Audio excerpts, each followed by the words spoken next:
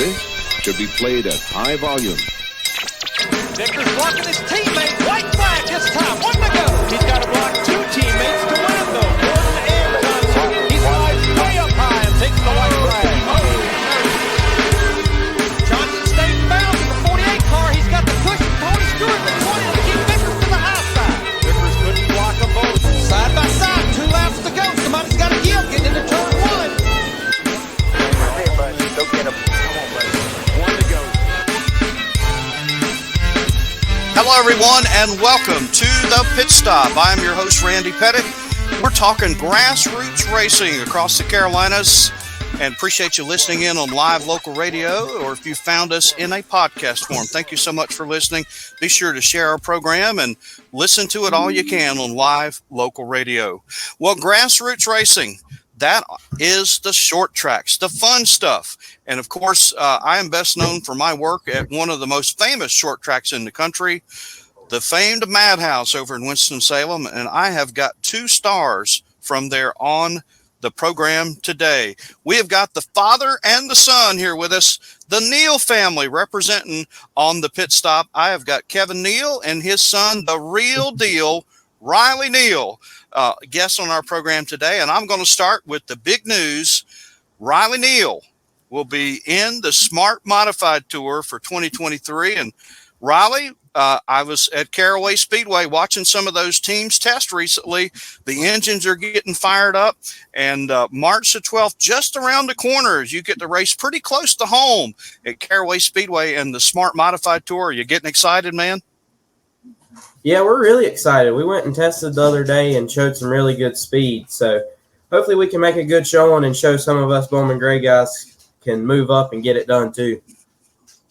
I hear you, man. You know, they pigeonhole me as the one track wonder. And of course, that's really not fair because I've announced at 113 different racetracks across the country. And, you know, it's a great place to race, but, you know, the bigger tracks give you more speed. Riley Neal, they give you more room to pass. And I guess having all that thunder of a Smart Tour Modified underneath you, that's probably a good thing, right? It's really fun in one of them.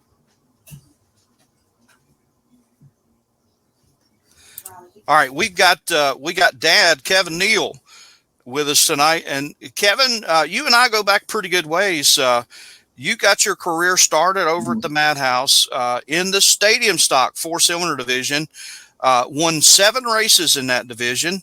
And like a lot of those guys and gals, eventually you get the itch to move up, and you clawed your way up eventually to the sportsman division, where you won 12 races. And probably the biggest feather in your cap over at the Madhouse, you were the 2018 Bowman Gray Stadium Sportsman Champion.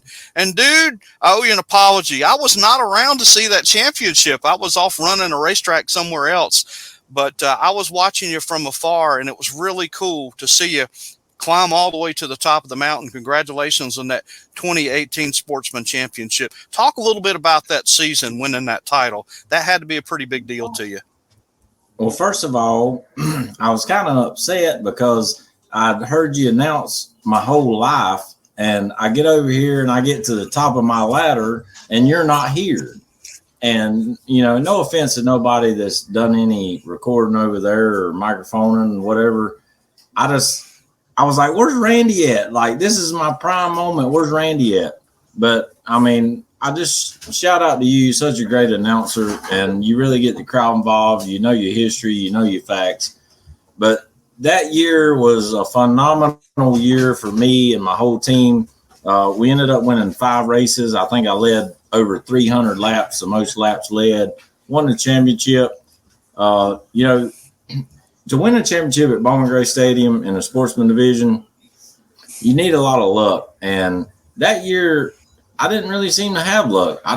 We was pretty dominant. And I mean, I hate to be so rude with that, but we was really dominant. Like, couldn't nobody touch anything. And I had guys call me and leave me voicemails and said, hey, I don't know what you got going on with your car, but it's the best car I've ever seen go through the corner at Bowman Gray Stadium. And to hear that from some of the old timers that was doing that, man, you can't put a finger on that. Yeah, that's pretty cool stuff. And I grew up as a little kid going to the Madhouse, and, you know, some of my heroes like Johnny Johnson and Philip Smith and Ralph Brinkley and Paul Radford and, you know, all those great names, the great Jimmy Johnson from Sportsman Division, when they come up to me and said, hey, man, you're a great announcer. You know, we love listening to you. You keep on rolling, man. That means a lot. And I'm sure it meant a lot to you to hear some of that stuff about the car and your driving over there from some of your heroes as well. And speaking of heroes, we've got a hero of a lot of these young people that are itching to get into a race car. Kevin Neal, your son Riley, man, he just showed a real knack for racing at an early age. Riley, I was down at Ace Speedway, our friends down there in the greater Burlington area, a lot of great race fans down there. And I'll remember there was a lot of people kind of going, I don't know. You were 12 years old and hopped in a limited late model car. And, you know, there's a lot of good teams and a lot of good drivers down there. And the real deal, Riley Neal, showed them that, you know, it was not over your head. You proved that you belonged. You acquitted yourself very well. Talk about that very first race, 12 years old at Ace Speedway. What did that feel like? Do you remember? It was a really fun event for the first part of the weekend, but my great dad over here put me in a car with some broke ratchet springs, so I kind of made myself look stupid, and it made me look like I wasn't going to succeed. Because I spun out, I think, 3 times in the race. So, but after that, we definitely come out on top. We went on to finish 5th at Caraway and then was running 4th at the North-South Shootout. And we was doing really well until we got wrecked that season. And then the next season we went out and I won my first race at Caraway. So I feel like that was when we gave everybody a wake-up call that I'm here and I'm here to stay. Yeah, and I have had the pleasure of working with the folks over at Ace Speedway, and yeah, you did spin out a couple times, I remember, but now I know why. It was not the driver, it was the crew chief, right? You can blame it on the crew chief. Caraway Speedway, man, that is now my home track, and I've always really enjoyed that track going as a fan and a photographer and a media guy, but it's been a real pleasure going down there, being a part of it. A lot of improvements being made at Caraway Speedway. They're going to take a little time, but they're working on some new grandstands. They're putting up a new spotter stand coming off of Turn 4, a new VIP area. Got some lights that have been put up. They're tinkering with the sound system.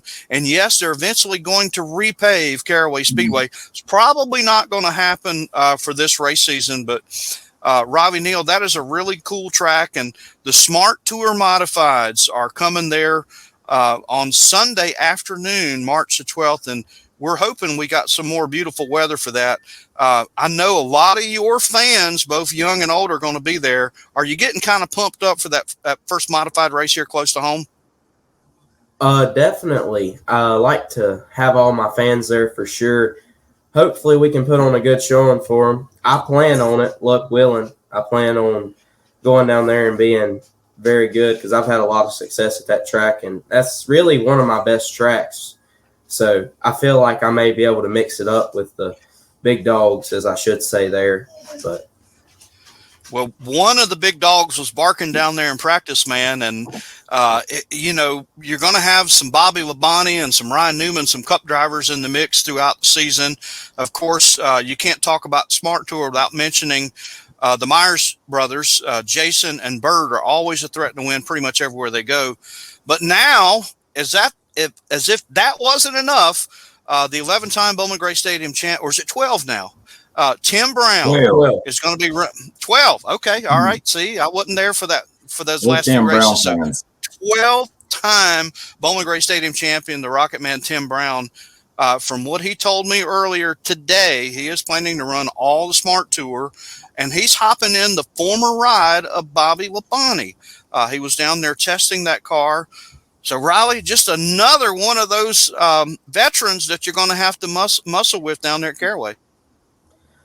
yeah, I mean, don't get me wrong. Those guys are really great, and I have a lot of respect for them. But at the end of the day, they put their pants on the same way I do. So I think my crew gives me a great car every week. I think that my driving's up to par. I feel like we're going to give them a good run. Well, Dad, he mentioned giving him a good car. One thing I was going to say about you, is every race car I've ever seen you drive and get in always looks first class. Are you a little bit OCD about that race car, man? Your cars always look brand hammer new when you pull those things out on the track, man.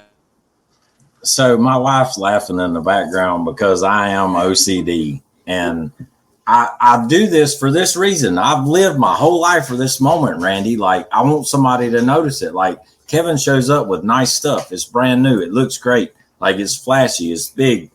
I mean, that's just always the way I've been. You know, we like to start the season with a good-looking race car.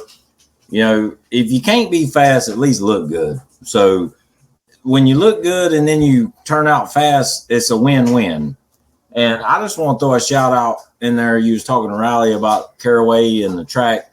Darren has done a really good job of that place, man. He is trying to get things going in the right direction. He's building stuff, doing stuff, you know, painting stuff, getting restrooms right, cleaned up. Like, I mean, people from Caraway 10 years ago may not remember the same place it is now. Darren has done a really superb job at getting that place up to par, and we look forward to racing there a couple times this year. Well, we appreciate that. There is a really good team there.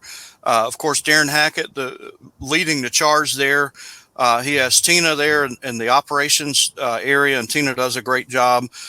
Myself and Randy Myers, part of that team. I've got another great colleague in the announcing booth, Alan Todd. So a lot of veteran racing folks there at Caraway Speedway. And we're just so excited to have the Smart Modified Tour coming on Sunday afternoon, March the 12th. And you know, for all the folks over at the Madhouse that have been going crazy for some modifieds, you don't have to wait to that third week in April, man. You can come on down to Caraway, and I promise you, you're going to see a great modified race. Wouldn't you agree, Kevin and Riley?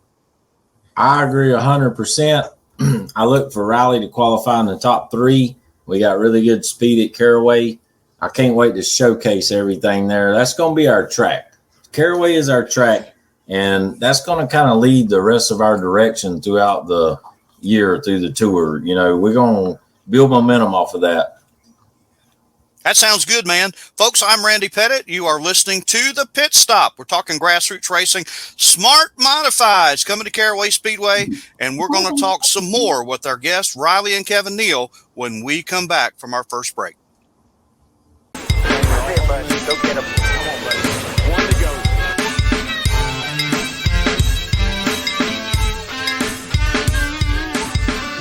All right, and welcome back to The Pit Stop. I'm your host, Randy Pettitt.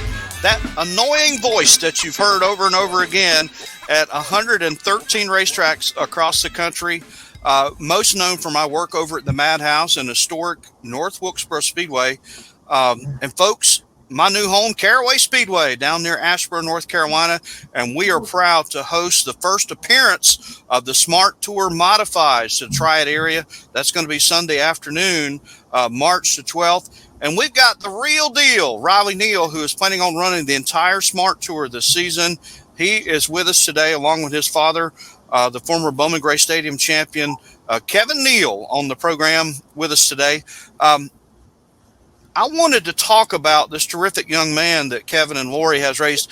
One of the cool things that I read about, I was not a part of it, but I want to set the table for it by telling you that I don't like to talk a whole lot about charity work. I've done a lot of it over the years.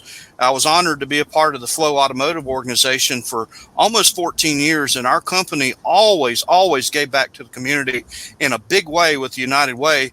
But I had the blessing of our owner, Don Flo. When I wanted to do something a little different myself, I teamed up with a fellow by the name of John Santa Pruitt. He looked just like Santa Claus. I met him at a restaurant down the street from our dealership. We became instant friends, and we were able to raise over $50,000 in a 3-year span and deliver toys to a lot of happy kids over at Brenner Children's Hospital in Winston-Salem. And I've also been a part of Santa's Helper, which was founded by a former Wake Forest football player by the name of Chip Reeves all the way back in 1987, and I always try to drop in and help that effort. I love giving back to the community. And folks, it just warmed my heart to hear about and to see what Riley Neal and my friend Mike Queen and some other folks in the Bowman Gray Stadium pit area did to give back to the community. Riley, tell me a little bit about how that got started and how you were part of that holiday spirit back in 2020. Well, it all started, my mom found out through Mike, and we thought this would be a good idea and be a great opportunity to give back to less fortunate kids that I wouldn't say have as much as I have. I live a great life. I have nice race cars and everything, and I do all the great things. But there's kids that don't get to do that. And when I get to do something like I did with the giving bikes and the toys and stuff, it really makes me feel good inside and know that I made a kid's day on Christmas morning when they get to see their new stuff, and then they get to take it outside and play with it. Did they tell you guys, any of the families, that you were going to be helping? I mean, I grew up in the south side of Winston-Salem. I was a south side boy, and we didn't have a whole lot sometimes. So it's pretty cool to see, our NASCAR teams over there at Bowman Gray and other folks involved giving back to the community. That's a pretty cool deal, man. Did you have a chance to meet any of those families, or was it pretty much a hush-hush kind of thing? Well, it was actually to an orphanage, to the Masonic Lodge. So we didn't really get to meet anybody but Mike, and he was dispersing it and everything. So it was all the kids getting the stuff through there. So an orphanage, that's pretty cool, man, because, about the only thing worse than not having a whole lot for Christmas would be to not have your parents around and not have a whole lot for Christmas. So that's a pretty cool thing that you guys did. We have a lot of kids that come to Bowman Gray, and man, that's the biggest thing that I miss about being over there is all the kids and the teenagers. Man, they just made that place is already pretty cool. They just took it to a whole nother level. And I imagine that you probably got quite a few of those young people that have gotten behind you because you are such a young guy. Well, it definitely drives me a lot harder to be better. And when we get done with the races and all the fans come down, when all the little kids want pictures and want shirts and cards, and it makes me feel special because I'm a nobody from Walkertown. So when they see me and think of me as somebody and they look up to me, really makes me feel good and feel like I've accomplished something.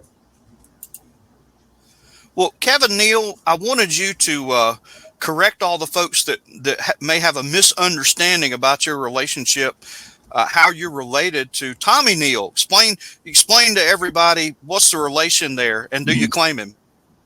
So, first of all, I do not claim him. Second of all, he is my uncle. My dad was the oldest of three kids. Tommy was a baby, so he's obviously my uncle. But we've had a great relationship all through the years. He's looked after me and wiped my butt and changed my diapers when I was a baby. And I think that built our relationship as we grew older. He's just really been a great guy and a great influence to me in my racing, and obviously to Riley in his racing. And I also want to throw in thank you for everything you've done previously, for all your donations and everything, to the whatever you donated to. I just really appreciate that. When people don't got nothing, and they ain't got nothing, and you wake up with stuff in the morning and they ain't got nothing, like, we don't have to live that life. And when you think about that, racing becomes to the side. Like, some people's lives and livelihood is more important than racing. So thank you for all that you've done previously for that.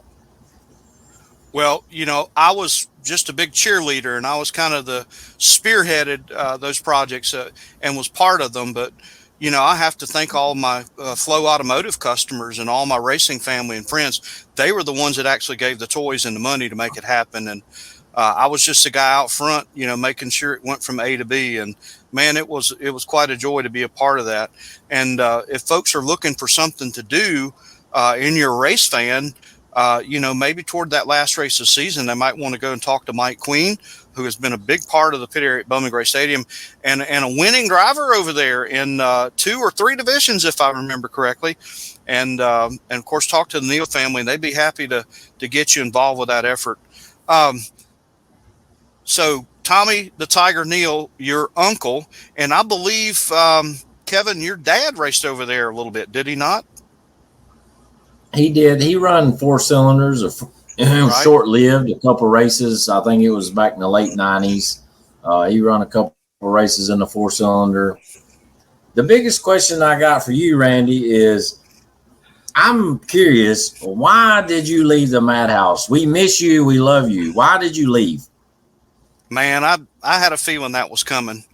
All right. I'm going to go ahead and expound on why I left Bowman Gray Stadium for a moment. And I hate to take up your interview time, but you asked me, so I'm going to answer your question because you and I are friends, and I know a lot of people are still curious why. So number one thing, when your fun job is no longer fun, it's time to go. That was really the biggest reason.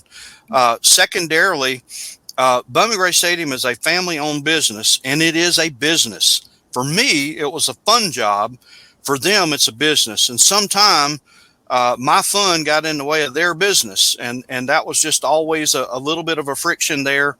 And I always tried to not get too carried away with it. But I felt like my job, as I went on through the years, based on what the fans liked, was to get that crowd pumping and have fun. And sometimes the fun would get in the way of business. So let's just kind of leave it at that. Thirdly, like any relationship, when you're with somebody a long time, there reaches a point where you start to get on each other's nerves a little bit, maybe. And I think we were absolutely there. If you recall, Kevin, I was out with COVID in June of 2022. Okay. I was out with COVID. I had never missed a Bowman Gray Stadium race when I was working there in any capacity. I flagged there. I worked upstairs, answering the phone, kept up with the points. And of course, I was the announcer there for almost 15 years total. Never missed a race, except when I got COVID in June of 2022. I was out for two races. And like a lot of folks that dealt with that, they understand I was pretty sick, man. I was laid up in the bed for days on end, and maybe the sickest I'd been in my life. During that time when I was laid up with COVID, I had a dream. Okay. I had that dream not one night, not 2 nights, but I had it 3 nights in a row. Okay. When you have a dream 3 nights in a row, it kind of gets your attention. And I don't want anybody to think I'm a nut, because they probably already think that anyway. But I'm dead serious when I tell you that dream felt very real.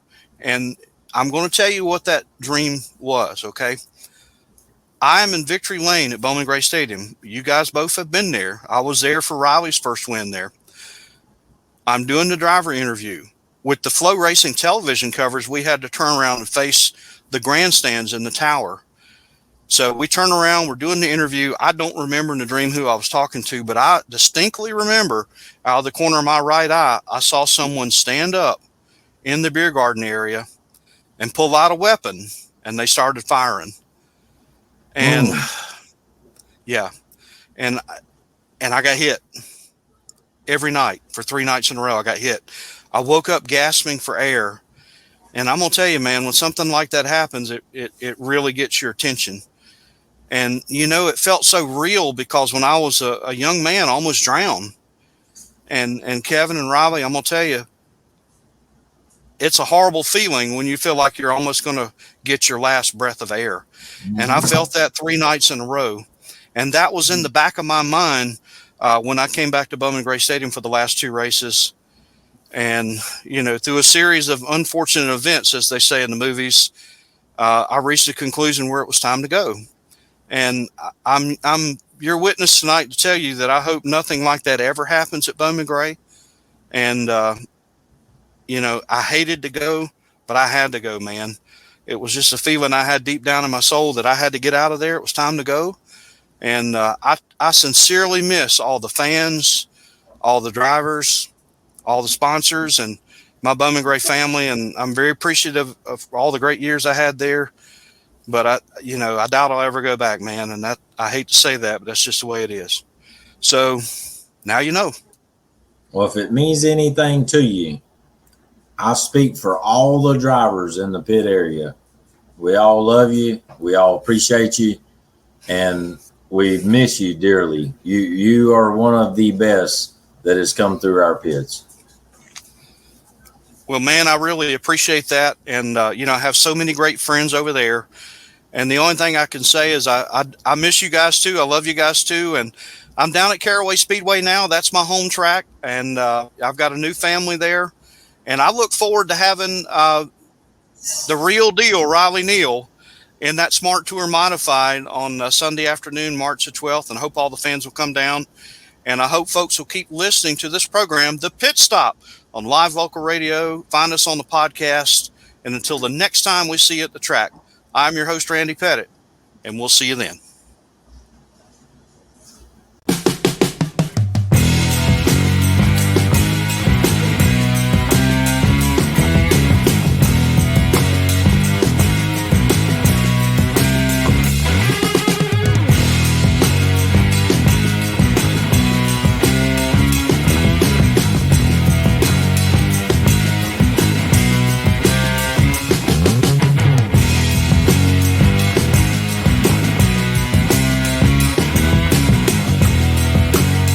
Hello, everyone, and welcome to Rattling The Rollcage. I am your host, Randy Pettitt. If you're wondering, I've heard that name before. Well, I have announced thousands of races at 113 different tracks across the region, including the original North Wilkesboro Speedway, and I'm best known for my work over at the Madhouse, Bowman Gray Stadium in Winston-Salem. But I spent quite a bit of time in the big leagues, and this show is focused on big league racing, whether it be stock car racing, drag racing, other forms of motorsports. And when you're talking about the big leagues, when you're talking about rattling the roll cage, we all think of that moment at Bristol when Dale Earnhardt put the bumper to Terry Labonte. And as Earnhardt would always say, I didn't mean to wreck him, I was just trying to rattle his cage. Well, turnabout is fair play because the man that's our guest on the program today, he turned it around on the old Intimidator, and we've got him as our guest today. He is a 5-time winner in the NASCAR Cup Series, and I dare say that his probably most famous and memorable win was his 3rd Cup win, where he rattled the great Dale Earnhardt's cage back in 2000. Our guest today, Jeremy Mayfield. Jeremy, welcome to the program. And would you agree that was probably the win that the fans and the media and everybody remembers the most? Oh, yeah, I'd say so. As far as my career goes anyway. And that was a great day. I always look back on it, and I get asked that question about once a week, it seems like, what was it like, to race with Dale or bump Dale or whatever. And it's just something that's, I'm very proud of that happened that day. Just glad I was a part of it and be able to do that or be in that position I was in to be able to, race against Dale Earnhardt to start with, and a lot of my other heroes, that was a part of that day too. Darrell Walter, there was a lot of guys I got to race with, but Dale Earnhardt was special, and especially that day there made it special, and certainly was a highlight of my career. Well, we just recently put the Daytona 500 in the rearview mirror, and of course, every time the 500 rolls around, really, anytime in recent memory, it's now 22 years down the road since we lost Earnhardt Sr., and I'm sure everybody starts to remember him when we come upon the Daytona 500. And Jeremy, he was one of the all-time greats, and like you said, he was known for putting that bumper to people when he had to, and I guess it was kind of cool for you to be able to do that to one of your heroes, right?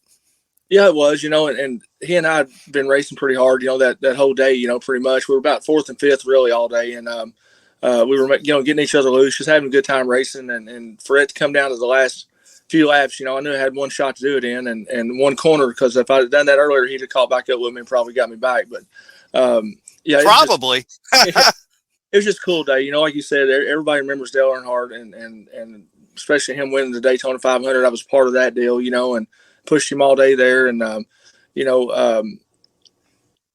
I said, it feels to me like, I'll never forget him just because of what happened in my career. But I think all the fans, a lot of fans this day and time never got to see that, what he was all about and what the sport was all about at that time.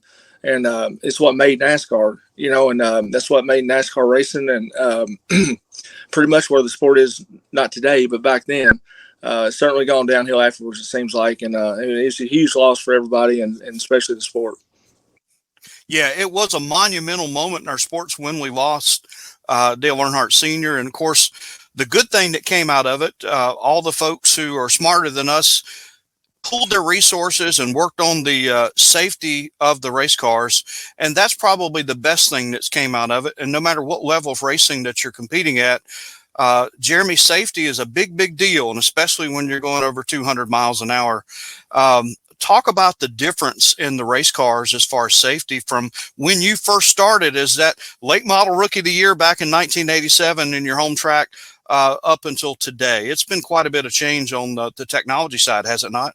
Yeah, it has. And, I was pretty fortunate to be able to see a lot of those changes, that kind of went through the sport and experienced a lot of stuff that needed to be changed, over the years. And, but yeah, it's just a lot of stuff inside the car, the way the seats were mounted, the angle of the seat belts, headrest, the way the seats were built around your head, the Hans device. I think the biggest thing overall was the soft walls. When they come up with those, that was going to be the fix for all of it, or most of it anyway. And I think that has helped, probably know what the statistics are on it, but it's certainly helped a bunch just having the soft walls, bringing down the G forces when you hit. And I can remember, our black box in our cars, we hit a wall and spike 100 G's easy, and wow. Oh yeah. And when you do that, stuff starts breaking and coming apart and concussions and everything else starts happening. So they certainly helped that just by the walls itself. And but there's been a lot of changes in the cars, just made people pay more attention to the details of how things are mounted, like you said, and where they are. And, I know they're still working on the chassis stuff, keeping the bars from collapsing, and all that. And hopefully all those changes will trickle their way down to, all the short track guys. I know I'm still seeing a lot of guys at short track still don't have their stuff right where it needs to be, and they definitely no soft walls anywhere. And you can certainly hit hard at some of these places. And so hopefully the racers out there will, take note of all this and try to make their cars safe as they can and use the changes that we've made over the years in NASCAR. You and I had met in the past briefly, but we kind of reconnected at a Racer Expo recently. And that's one of the things that you see on display is, the folks that offer up the new helmets, fire suits, gloves, all the safety equipment. And I'm now the voice of one of the voices at Caraway Speedway near Asheboro. And we had a driver who backed into our crossover gate, sheared the fuel cell. And you may have seen that video. It was online everywhere. And man, that was one of the worst fires I'd seen in my racing career. And it was just a timeout. We really need to make sure that we've got the latest, greatest stuff on our bodies and in our race car when it comes to taking a hit like that and dealing with the one word that every race car driver hates, and that's a fire.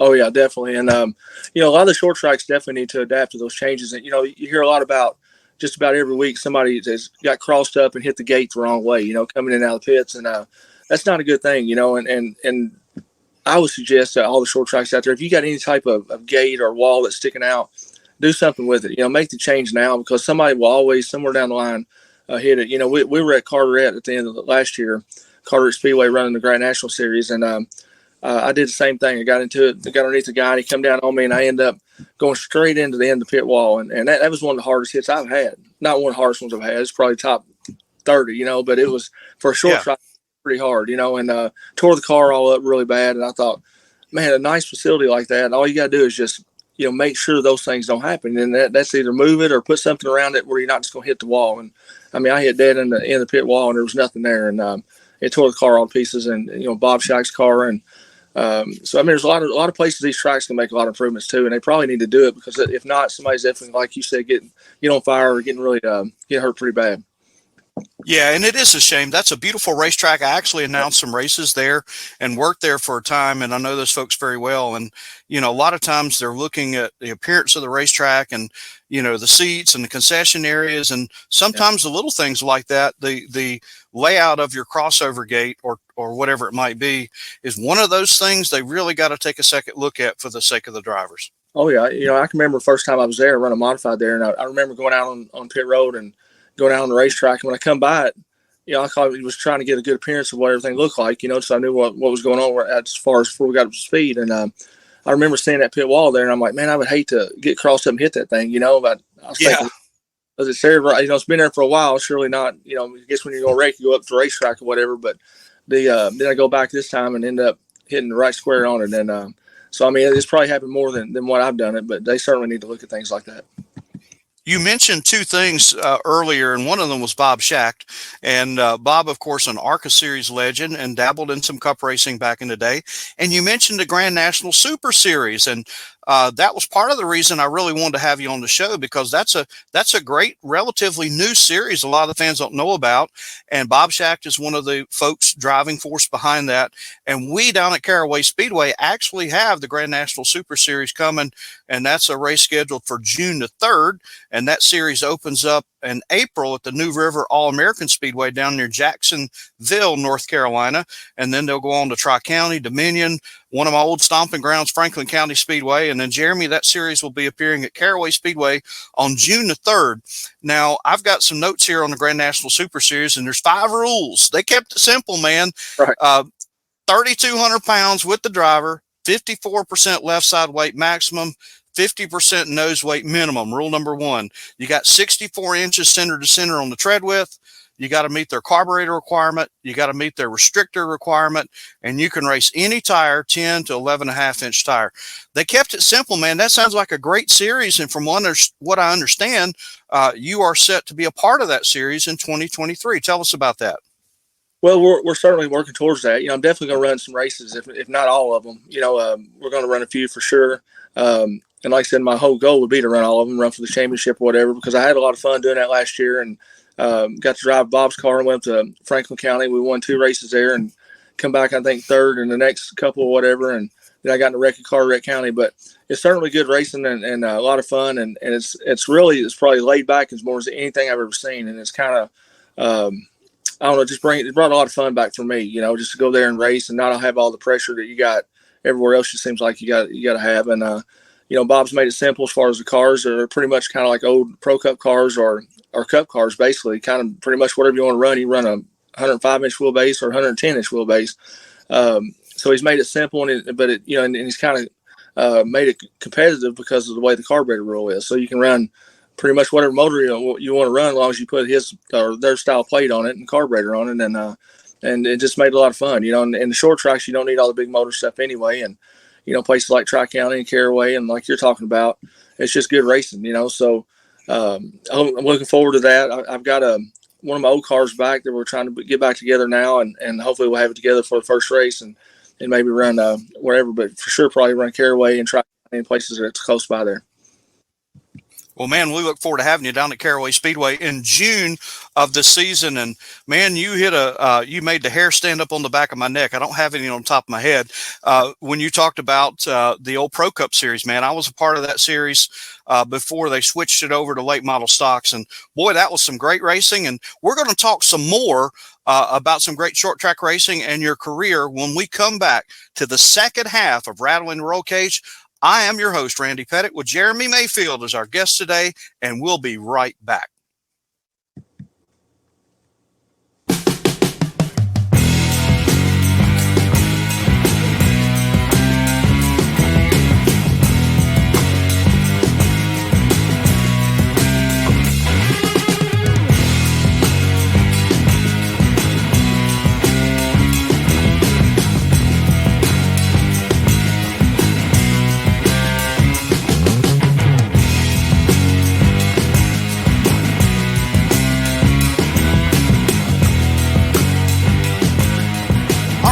Welcome back to Rattling the Rollcage. I am your host, Randy Pettitt, veteran announcer of tracks up and down the Carolinas, from New Hampshire all the way to Florida, best known for my work over at the Madhouse and historic North Wilkesboro Speedway. And, of course, we had a lot of great cup racing back in the day at North Wilkesboro Speedway. And one of my guests on Rattling the Rollcage today, he is a 5-time winner in the NASCAR Cup Series. He had 9 poles, 96 top 10 finishes. Jeremy Mayfield, 433 starts in the big leagues, and you drove for 12 teams. I still remember that finger hut car that you hopped into in 1993. I was in the garage area at that time when you hopped in Cale Yarborough's finger hut car, and I think it was pretty evident to everybody that old Cale had found himself another pretty good young driver, man.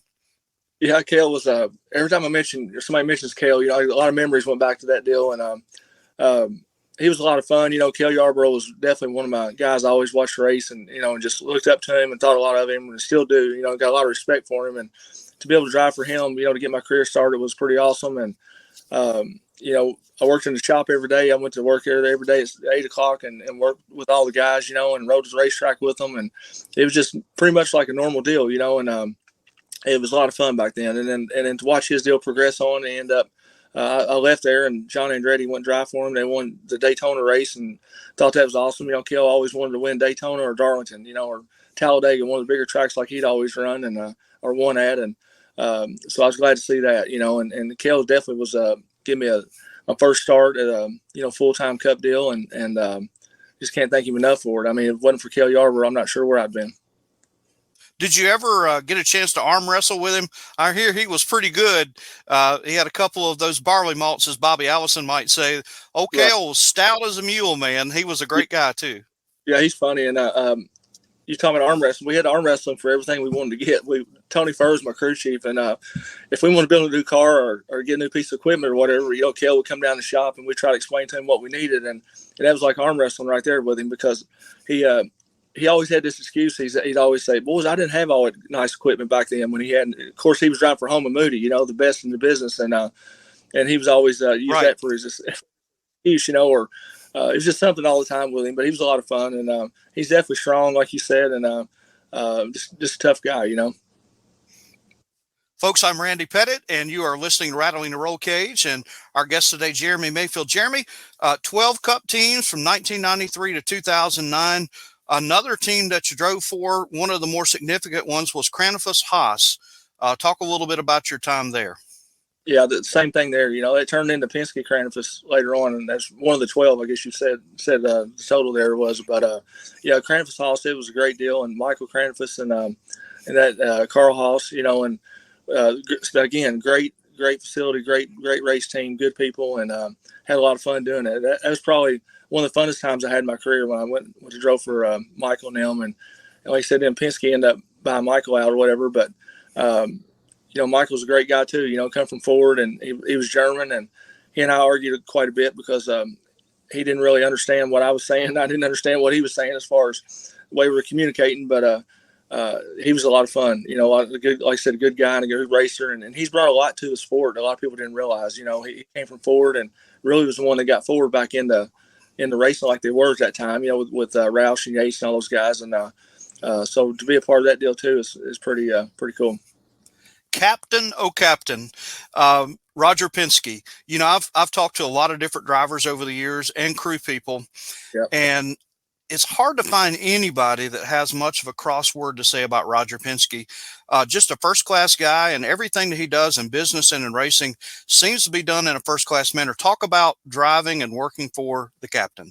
Yeah, Roger was absolutely the best out there. He's a great guy, and gives his race teams everything he ever wanted. We didn't have to we didn't hurt for anything, didn't have to want for anything. I mean, he's a true racer. He wasn't in it just for the business. He was in it to win races and had the best and look the sharpest and just be the top, top of the line of everything pretty much. And first class on everything he's done. And I learned a lot from Roger. There's things that happen pretty much on a daily basis for me that something and just strikes a memory of something about what Roger would say or did. And I used to listen to everything he said closely because he's a smart guy and knows a lot about a lot of things. And the way he's done things and run his business is just unbelievable. And he's probably the best car owner out there, I'd say, by far.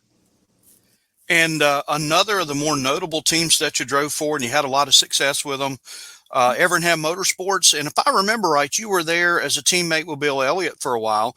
What was it like having Bill as teammate? Well, it was awesome, awesome Bill there, but it was great because I come from a situation with Roger's deal, which had nothing to do with Roger Penske, but it was just Rusty and I weren't really good teammates together, at all. And we didn't see eye to eye on anything. And I went and drove for Ray, and Bill was my teammate, and Bill was just super nice guy. And just, I know Bill throughout the years anyway. When I started racing, I've become friends with him, and Bill's really laid back, and I learned a lot from Bill. He's like you said, just the way he does things, the way he drives, and just smart racer. Bill was always driving smart all the time, always thinking and trying to get his car right, and just easy to talk to and easy to communicate with. And we had a good time together. My Bill Elliott highlight would have to be at Rockingham. 15-year-old son, Chase Elliott, went to Rockingham, kind of got some bad pitch strategy from his team, in my opinion, in the Pro Cup series there. And Chase was stuck with an old set of tires, and he stayed out and led the rest of that race and brought it home and got what I thought was one of his signature wins, on what everybody likes to call Super Speedway, the 1 mile and some change Rockingham. And that was pretty cool, seeing Chase Elliott win and getting to do the television interview with Bill and Cindy and Chase. And certainly that was pretty cool, man. Your thoughts on Chase Elliott? Yeah, I think it's, first of all, I remember Chase when he was hardly 2 foot tall, he's small and run around the garage area and, hanging out with us and everything. And, you see him every week, and see him progress like he's done. But it didn't surprise me any, because I knew that if he was ever going to race, he had the best teacher in the world, and we got Bill Elliott as your dad, and the way Bill is, just kind of person he is, he was going to make sure Chase done everything the right way. And he done that, and really turned Chase Elliott into Chase Elliott, and made him what he is today. And certainly his from starting to race dirt late models where they raced all the way up till he won the championship, Bill's in his ear, and they're just good people, all around great people. And like I said, I had no doubts in my mind Chase Elliott would definitely be a champion one day. Folks, I'm Randy Pettitt, your host for Rattling the Rollcage. And whether you're listening to us on live local radio or if you found us in a podcast form, we certainly appreciate you tuning in. And our guest today, certainly a name that anybody that followed Cup racing over the years would know, Jeremy Mayfield. Jeremy, my favorite deal with Chase Elliott, what really put me in his camp, it was at Rockingham. I have a son who has Asperger's syndrome, which is a mild form of autism. And my son kept bugging Chase for his autograph. And right. Chase said, "Hey, man, when I get done, I'm going to give you my autograph." Well, when we got done with TV and all the media responsibility, Chase took my son up to his hauler. They went up there and had some food, some cake, and he gave my son, whatever swag he had, and just loved on that kid. And he did it the right way. And every interaction I've had with Chase has just been first class. So he certainly won me over. And that young man, he's the most popular driver in the series now. And that's exactly why. Oh, yeah. Like I said, they're just great people. And he's taking it from his dad and his mom. And like I said, you can't say anything bad about any of them. Bill and Cindy and Chase, all of them, just great family and good people.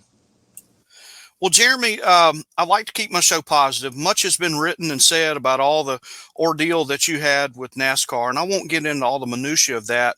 But I did want to ask you, how do you get that in the – David Pearson, one of the all-time greats, saw me moping around one day, and he said, "Young man, let me tell you something. You stop looking in that rearview mirror and look out that windshield, because it's a whole lot better view out that windshield." I never forgot that. So how did Jeremy Mayfield quit looking in the rearview mirror at all that stuff that went on and look out the windshield and get on with your life and get back into racing? How did that play out? Well, it's been tough, but like you said, it's one of those things you got to accept the fact that I'm not going back racing again in the Cup Series and just move on, and it's been tough even up till today, or even the 500 last week, and things still happen that trigger things that I don't like, but I just learned to deal with it, and I learned to hold my head high, and I know what happened, and I know how it all went down, and it's made me a better person. It's made me and my wife a better, marriage between two of us, and just a lot of positives come out of it, more than you would think, you know what I mean? And that's the way I look at it. And as long as I can race something and be involved in it, and like I said, I never had no problems with anybody anyway. That's what's crazy. All the racers in the world around here that I know in the Cup garage, all the way to the crew members, everybody, I've never had no trouble with anybody. And they all know that. So that's a good thing that's going on. I still have a lot of friends in racing and a lot of people that I respect that I feel like still respect me, and because they all realize what happened and what went on. And sometimes you're just you dealt a set of cards or whatever it is, hand of cards, and you just got to play what you're dealt and go for it, and that's kind of what we've done. We didn't have a choice, really. We had to just move on or sit here, and just go all to hell, and we weren't going to do that. So had to move on. Jeremy, Smart Modified Tours, growing and growing, and Ryan Newman and Bobby Labonte have announced that they will be racing in that series very regularly. and you're starting to see a lot of other former Cup Series drivers dive into late models. We had Kevin Harvick down there testing at Caraway Speedway, and he is planning on running the Cars Tour race at Caraway in June. But you were the trendsetter, sir. You hopped in the Coma Unwind Series and hopped in a modified to play around back in the day. Final word on your Cup brethren getting back into short track racing. Man, I love it. That's part of racing that I've always loved is what the short track stuff, going up. Even though I love running Cup cars, it was my favorite, but getting there was all the short track stuff. And I had more fun running the modified, what little bit I run it, a couple of years there in the Smart Tour than I did anything in my whole career seemed like. And then that's something that, like, when I run Bob's car last year, it was like, this is something I like doing. I'm having fun. That's kind of what I want to do again. And anybody out there that's got a car modified, I'd love to drive and be a part of that series. That'd be great to do. And if you know anybody, let me know. And maybe we'll do some Bob Shack deal and some modified races. Who knows? There you go. Jeremy Mayfield has helmet, will travel. I'm your host, Randy Pettitt. We look forward to seeing Jeremy at Caraway Speedway on June the 3rd for the Grand National Super Series. Until then, let's keep on rattling the roll cage.